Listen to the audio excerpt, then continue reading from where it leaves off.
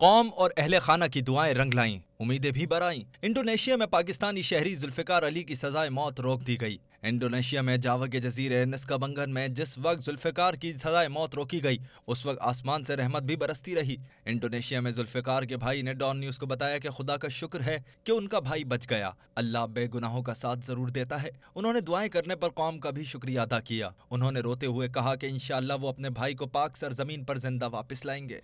मौला अली दी खैर, इंशाल्लाह मेरे भरा नू कुछ नहीं होना। पता नहीं कौन सी माँ की दुआ लगी मेरे भाई, मेरा भाई जिंदा है।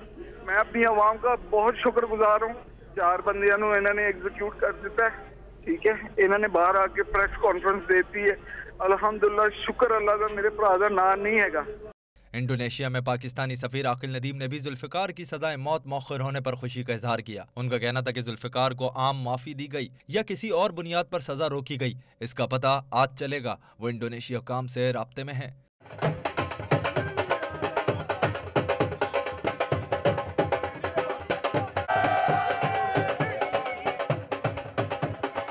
सजाए मौत रोकने की खबर सुनते ही लाहौर में जुल्फिकार के घर में भी खुशियां उमड़ आईं। उनकी बहन और दीगर अहले खाना ने दुआएं कबूल करने पर खुदा का शुक्र अदा किया। उधर माल रोड पर दिन भर से जुल्फिकार की सजा रोकने के लिए एहतजाज पर बैठे अहले खाना और दोस्त अहबाब भी खुशी से निहाल हो गए। उन्होंने जश्न मनाया, भंगड़े डाले और उनकी आवाज बुलंद करने पर हुकूमत और मीडिया के हक में नारे भी लगाए।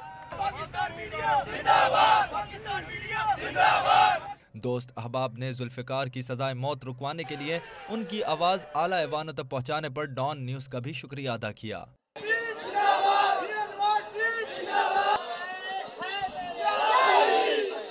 जुल्फिकार अली को 2004 में मगरिबी जावा से हिरासत में लिया गया और 300 ग्राम हेरोइन रखने पर सन 2005 में सजाए मौत सुनाई गई थी। उनके खिलाफ गवाही देने वाले इंडोनेशियाई शहरी गुरदीप सिंह ने भी उन्हें बेगुनाह करार दिया था।